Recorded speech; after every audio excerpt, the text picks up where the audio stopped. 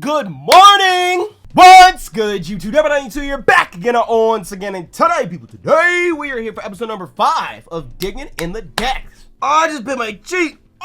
I know it's been a minute since our last episode of Digging in the Dex, and I wanted to make sure to point out here and now before we get started that Digging in the Dex is now only going to be uploaded on Sundays. It's just because it takes a little while to get Digging in the Dex completed from start to finish, and we have a lot of projects going on right now. You guys know I love to overwhelm myself. And on top of that, we're not in any rush, we're not in any hurry. We're going to get through the entire National Dex here on the series, so I would rather just slow it down, do it right, and be consistent. So, with that being said, if you guys are hyped for some more Digging in the Dex, and of course, if you'd like to show your support as a prime member of the Nappy Nation, make sure to like button down below for us, because you already know your support is greatly appreciated. Now, we left off last time with our boy Tentacool, and right off the bat, it can sometimes be found all dry and shriveled up on a beach. Toss it back into the sea to revive it. Pokemon Gold, when the tide goes out, dehydrated Tentacool remains can be found washed up on the shore. Just toss it back in! Come on. Tentacool absorbs sunlight and refracts it using water inside its body to convert it into beam energy. This Pokemon shoots beams from its crystal-like eyes.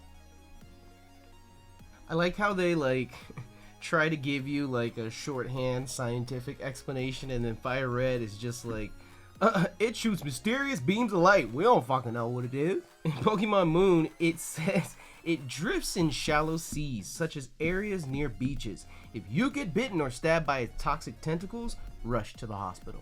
Its body is 99% water. The remaining 1% contains the organ that makes its poison. I can't wrap my head around that. How is the 1% just is it his skin? What, if he's 99% water, what, how do you keep all the water in? You know what I mean? Its eyes are as transparent as crystals.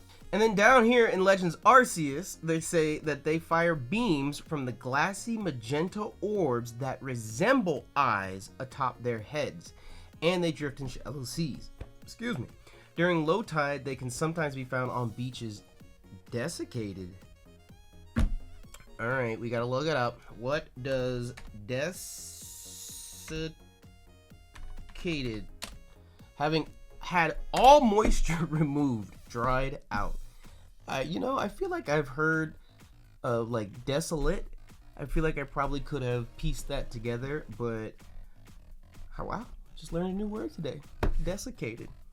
But wait, is it magenta or where does he fire the beam? Is it from the magenta orbs or from his crystal-like eyes? They said it's clear crystals, now all of a sudden they're magenta?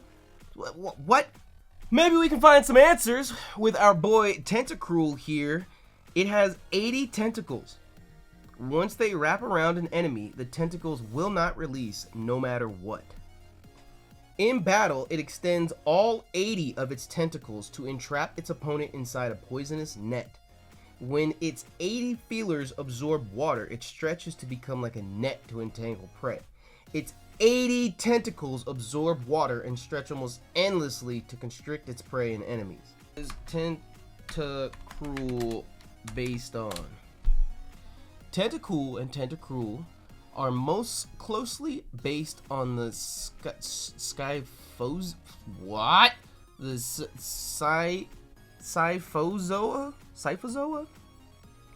which are often considered the true jellyfish. These creatures feature this familiar bell and tentacle anatomy we tend to associate with the term jellyfish. Tentacles does a jellyfish have? Many jellyfish have 4 to 8 tentacles hanging from their bell, but some species have hundreds. Jellyfish with hundreds of tentacles. Show me. I wanna see. Okay, never mind. We found our fucking we found our Tentacruel right here. Holy shit. Now that I think about it, I've definitely seen in nature documentaries and other things like that. I've seen jellyfish get this big, but that's definitely probably the closest that I've seen. Look at that. If that's a real image right here, that's insane. Like, keep me the fuck out of the ocean. Absolutely not. Like, hell to the fuck no. Hell to the fuck no. Not getting in that water. Now, you know, I've heard of Tentacruel being based off of the Man of War.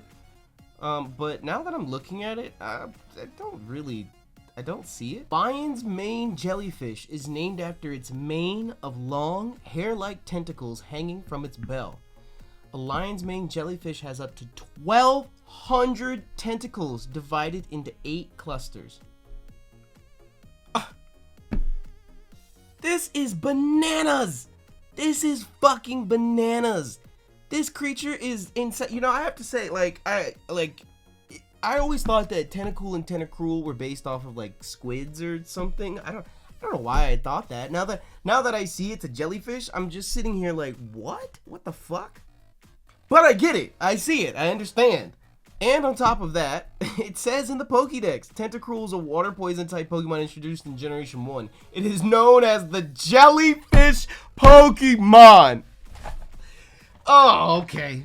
Hey, sometimes it pays to read. It pays to read. Tentacruel has large red orbs on its head. The orbs glow before lashing the vicinity with a harsh ultrasonic blast. This Pokemon's outburst causes rough waves around it. So, no more refracted sunlight beams. No, we are just fucking shit up with ultrasonic blasts.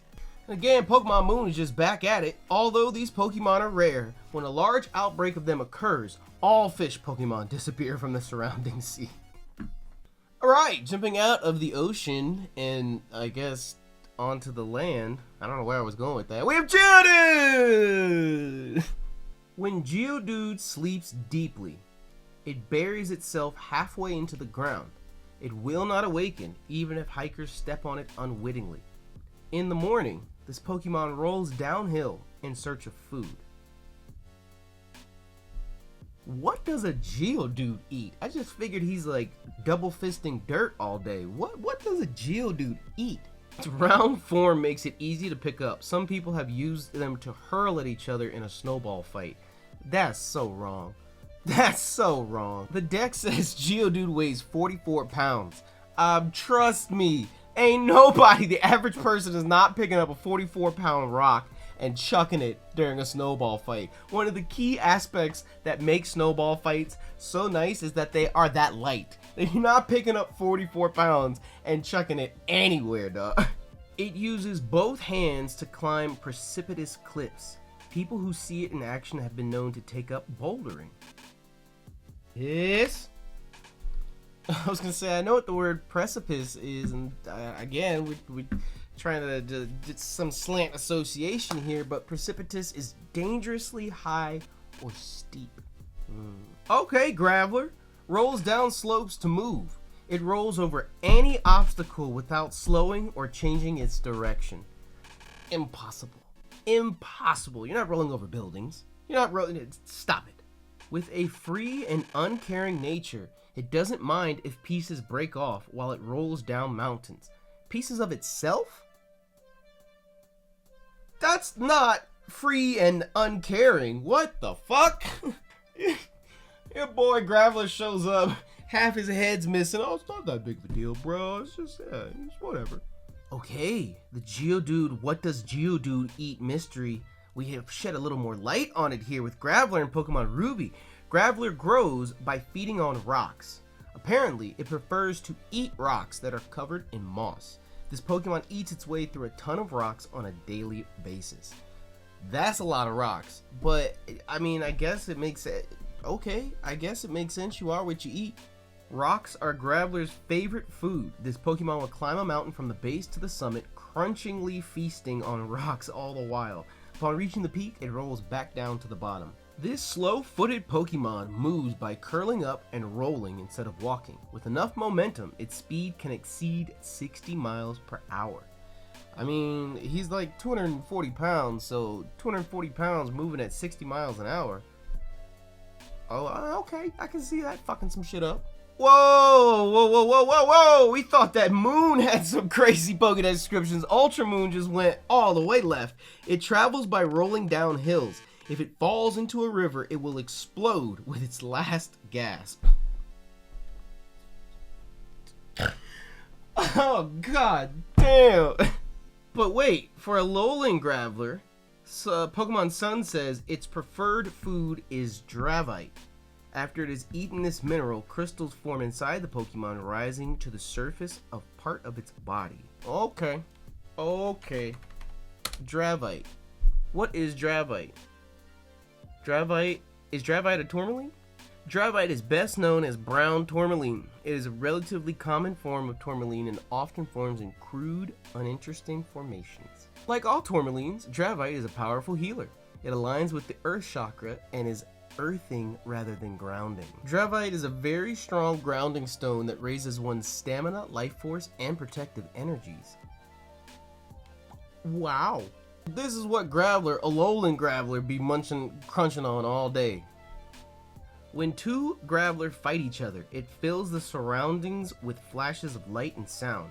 People call it the fireworks of the earth. No, that's called an anime battle. And you better watch out because that's gonna last a couple episodes. Alright, it's time for my boy Golem! I got high expectations for this one. Ah! Its body, which weighs over 660 pounds, is as hard as stone. It grows bigger by shedding its skin once a year. Once it sheds its skin, its body turns tender and whitish. Its hide hardens when it's exposed to air. But what about water? It's capable of blowing itself up. It uses this explosive force to jump from mountain to mountain. So it doesn't die when it explodes? Or are these like booster jets, like you blow up in one direction and then are you just missing a huge chunk out of you and you gotta snack on some Dravite to get that shit healed up again? Because when I hear explosion, I think death. The thing is dead. You're not going to that mountain, you're going to the afterlife. I'm seeing this, even dynamite can't harm its hard boulder-like body. How much dynamite we talking? Because, you know, I understand if I just laid like one little stick down next to you, but if I put like the Empire State Building's worth of dynamite on top of a Golem, are you living, bro? Are you living? Alolan Golem? What? It fires rocks charged with electricity. Even if the rock isn't fired that accurately, just grazing an opponent will cause numbness and fainting. Imagine getting hit with it. What the fuck? Hold on. Ponyta. Its hooves are 10 times harder than diamonds. It can trample anything completely flat in little time. 10 times harder than diamonds. So this has to be the hardest material on planet Earth, because diamonds are technically considered the hardest material on planet Earth. You need another diamond to cut a diamond. So Ponyta hooves that, like, what? What? How? What? Whoa. My entire world's been flipped upside down. Is there anything harder than a diamond? It is well known since the late 20th century that there's a form of carbon that's even harder than diamonds. Carbon nanotubes. By binding carbon together in a hexagonal shape, it can hold a rigid, cylindrical shaped structure more stably than any other structure known to humankind. But does that occur naturally in nature, like a diamond would? Because the only reason I ask is because it says by binding carbon together in a hexagonal shape. Like, that sounds like it's something that has been done, not something that occurred, you know? While there may not be naturally occurring materials out there that are stronger than diamonds, certain man-made metals like tungsten and steel have a higher tensile strength. That means a direct hit with an ordinary hammer can absolutely break a diamond. A diamond is 58 times harder than the next hardest mineral on Earth. Capable of jumping over the Eiffel Tower in a single giant leap, its hooves are 10 times harder than diamonds. Okay, we just went all... Ponyta, jumping over. How tall is the Eiffel Tower? You know, now that I think about it, I don't think it's as tall as we think it is. 984 feet, 1,083 feet to tip. Okay, I thought it was like 300 feet. 1,000 feet? Is the Eiffel Tower 1,000 feet? The tower is 330 meters. Oh, I was close. About the same height as an 81-story building and the tallest structure in Paris. Damn. So in a single leap, a Ponyta can jump 1,100 feet in the air.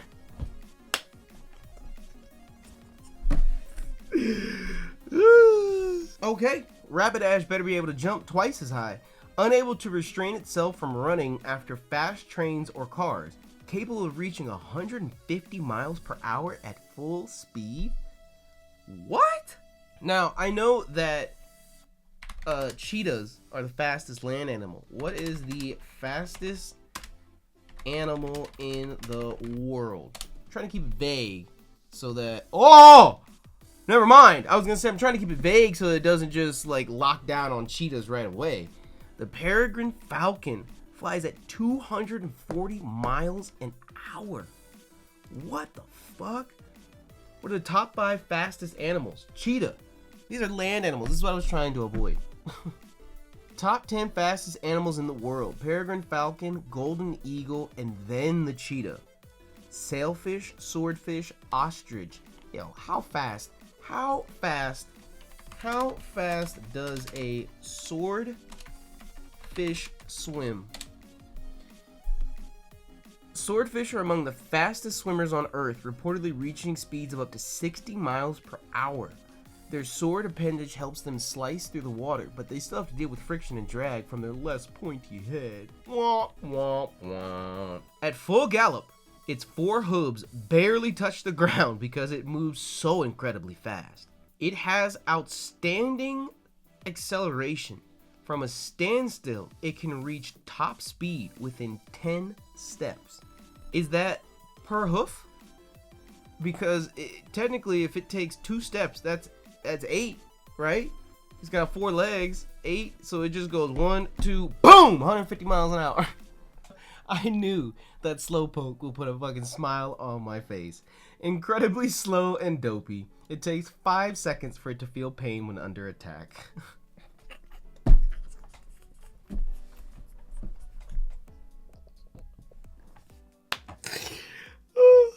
Imagine if you had to go into a room, take part in an experiment where a group of people had to write 1 sentence, maybe 2 sentences to describe all that you are.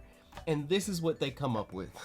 A dopey Pokemon that remains in a daze except when fishing with its tail. Awake or asleep, there is little difference. It lazes vacantly near water. If something bites its tail, it won't even notice for a whole day. Although not nutritious, the tail is pleasant to chew on. It's always so absent-minded that it won't react, even if its flavorful tail is bitten.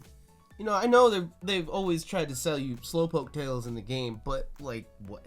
Who thought of that? Who put the Slowpoke tail in their mouth and was like, oh shit, this is pretty good, goddamn. Wow, and we get our answer. Pokemon Moon yet again. Alolan home cooking involves drying Slowpoke tails and then simmering them into a salty stew.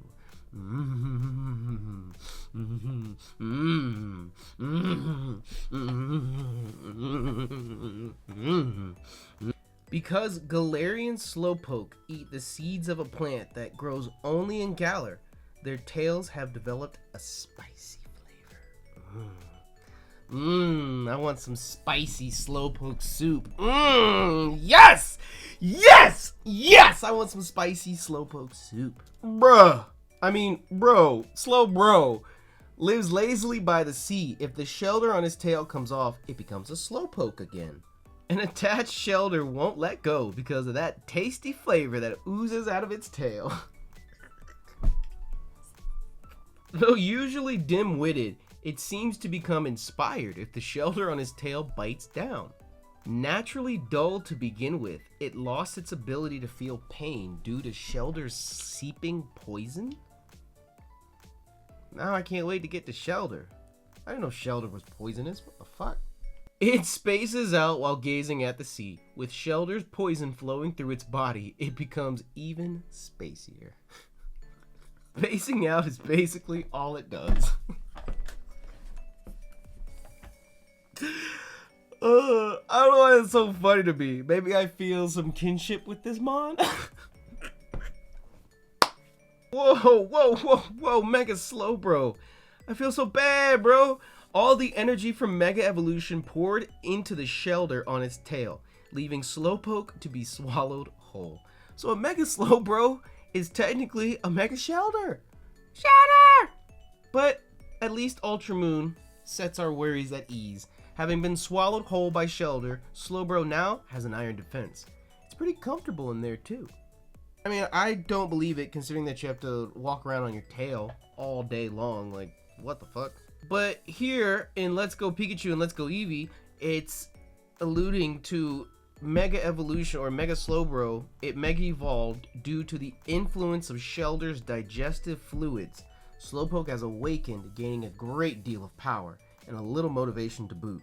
So fuck all that shit about Mega Stones and Mega Energy. No, the key to Mega Evolution is Shellder's digestive fluids. Write it down. Yo, Galarian Slowbro, if this Pokemon squeezes the tongue of the Shellder biting it, the Shellder will launch a toxic liquid from the tip of its shell. Way to flip that relationship around, god damn. At times, Magnemite runs out of electricity and ends up on the ground. If you give batteries to a grounded Magnemite, it'll start moving again.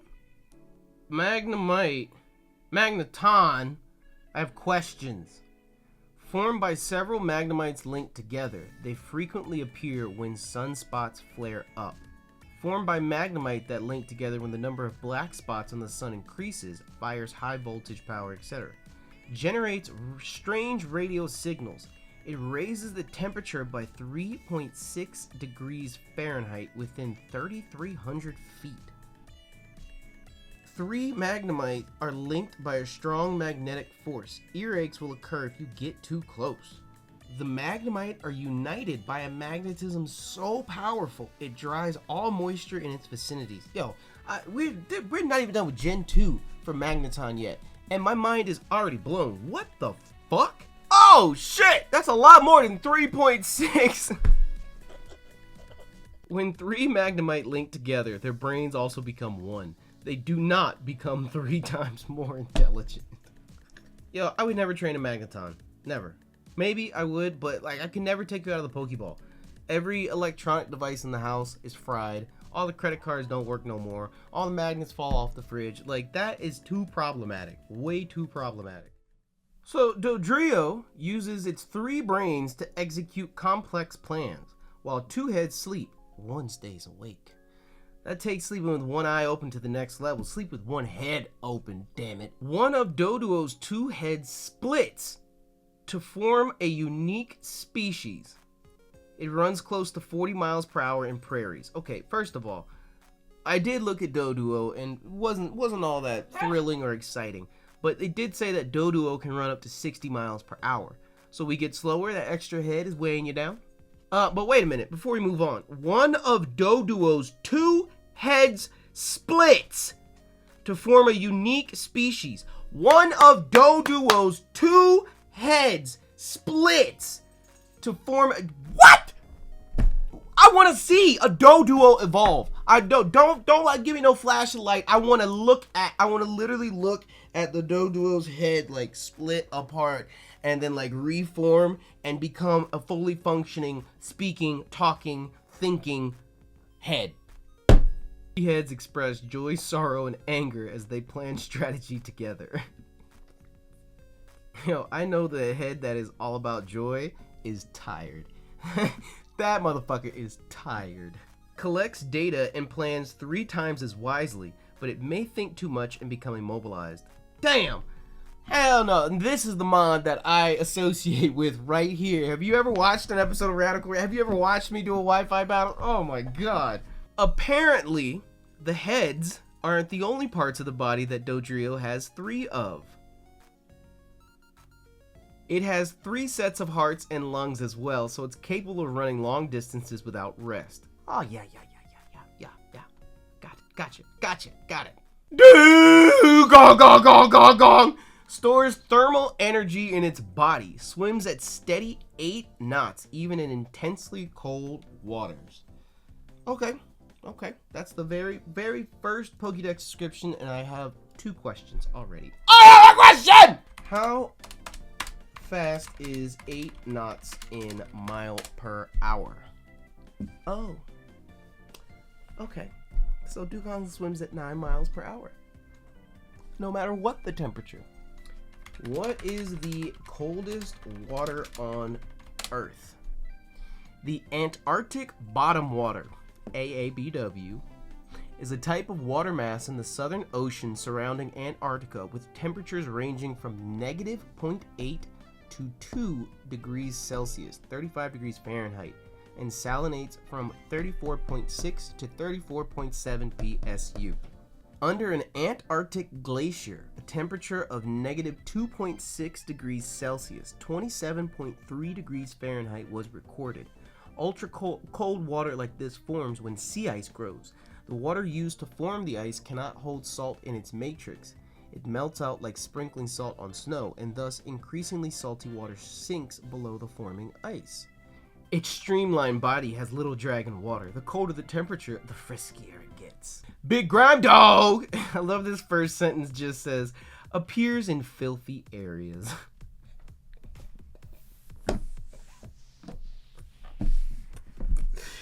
Incredibly slow and dopey, appears in filthy areas. I'd be like, hey, fuck y'all! Don't be talking about me like that. As it moves, it loses bits of its body from which new Grimer emerge. This worsens the stench around it. Like, I love how we're sentient sludge, so I guess it makes sense if you had sludge and a little sludge came off it. It grows a brain, it grows eyes, it can learn moves. This is like Dodrio all over again. When 2 of these Pokemon's bodies are combined together, new poisons are created. So you just have this endless, like, Grimer is just constantly creating new poisons all the time. Again, a Pokemon I would never have, I would never keep. I love Grimer, I love Muk, but nah, you're not coming within 90 miles of my house. If I have to combat with brand new poisons every fucking day, like, imagine, like, Grimer gets just a little bit of his grime in your coffee or something like that, and there's no cure, there's no antidote, you're just fucked. Okay, now we're going in 2 different directions here. Emerald says, born from polluted sludge in the sea. Grimer's favorite food is anything filthy. They feed on wastewater pumped out from factories. But then, Fire Red says, sludge exposed to X-rays from the moon transformed into Grimer. It loves feeding on filthy things. I like the X-rays from the moon explanation a lot more. Wherever Grimer has passed, so many germs are left behind that no plants will ever grow again. Its main source of food is the slimy industrial waste of factories. This Pokemon's numbers have been decreasing in recent years. That's such a bittersweet, like, yeah, we don't have, we have less waste, but now we have less Grimers, like. It was born from sludge transformed by exposure to X-rays from the moon. When its internal load of germs decreases, it dies. Wow. Okay, now wait, Ultra Sun, you're changing things again. It was born from sludge on the ocean floor. In a sterile environment, the germs within its body can't multiply and it dies. The wastewater coming from factories is clean these days, so Grimer have nothing to eat. They're said to be on the verge of extinction. Wow. This is getting sad. What the fuck? It has a passion for trash above all else. Hell yeah, brother! Okay, so if Grimer is that grimy, I can only imagine what Muk is gonna get into. From Muk's body seeps a foul fluid that gives off a nose-bendingly horrible stench. Just 1 drop of this Pokemon's body fluid can turn a pool stagnant and rancid. It prefers warm and humid habitats. In the summertime, the toxic substances in its body intensify, making Muk reek like putrid kitchen garbage. Ugh. Oh, hold on. I gotta go take the trash out. So stinky! Ew! See, now this makes me happy. Pokemon Sun, the stench it gives off will make your nose scrunch up. Still, there are Muck fans who think that's a good thing. Can we get some Muck love? Please, can we get some Muck love? He's just a stinky boy that just needs some loving, that's all. Dang! After recent environmental improvements, this Pokemon is now hardly seen at all. People speculate that it may go extinct at some point. Their food sources have decreased and their numbers have declined sharply. Sludge ponds are being built to prevent their extinction. Because they scatter germs everywhere, they've long been targeted for extermination, leading to a steep decline in their population. Yo, leave Muck alone. Save the Mucks. Save the Mucks, please. I don't want anywhere near me, but I don't want Muck to disappear either. What the fuck? It's so stinky. Okay, wait. Hold up. We have made it to Shellder. After going through Slowpoke and Slowbro, I am beyond curious about Shellder now. Its shell is harder than a diamond. It hides in sand on the seafloor and catches prey with its soft tongue. I don't see anything about poison. Nothing about poison on all of Shellder's Dex entries. They talk about how it swims backwards surprisingly fast in its two-piece shell 9,000 times. But you don't mention Slowpoke or Slowbro, not even once? Cloyster, come and save the day, please, please, please. When attacked, it launches its horns in quick volleys. Its innards have never been seen. I don't think I want to see them. Its shell is so hard, it can even withstand a bomb. I'm not Googling anything about bombs. Oh no. Even a missile can't break the spikes it uses to stab opponents. They're even harder than its shell. Cloyster is capable of swimming in the sea. Yes, thank you, Pokemon Ruby, thank you. Oh my god! Ultra Moon! Coming in clutch again! Slowpoke tails are its favorite food. It has even been known to come up on land to look for Slowpoke from time to time. Yes, thank you. Thank you. Thank you for including Slowpoke in Cloyster's description at least. But we still don't hear anything about poison. It's just all about the spikes on its shell and how hard they are and how hard the shell is. And yes, we know. We know that just from looking at the Pokemon. Thank you. Yes, thank you. Well, with that, we're going to go ahead and wrap up this week's episode of Digging in the Dex. We're going to put our bookmark in our Pokemon Index here at number 91, Cloyster. I have to say, I'm kind of excited for next week's episode already, especially where we're starting off, but that's for next week. If you guys enjoyed this week's episode of Digging in the Dex, and of course you'd like to show your support as a proud member of the Nappy Nation, make sure to like button down below for us, because you already know your support is greatly appreciated. And if you learned anything new today, or if there's anything interesting that tickled your brain, let us know in the comment section below. But until we see each other again, thank you so much for your love and light, and please be safe. I'm out this bitch. Bye.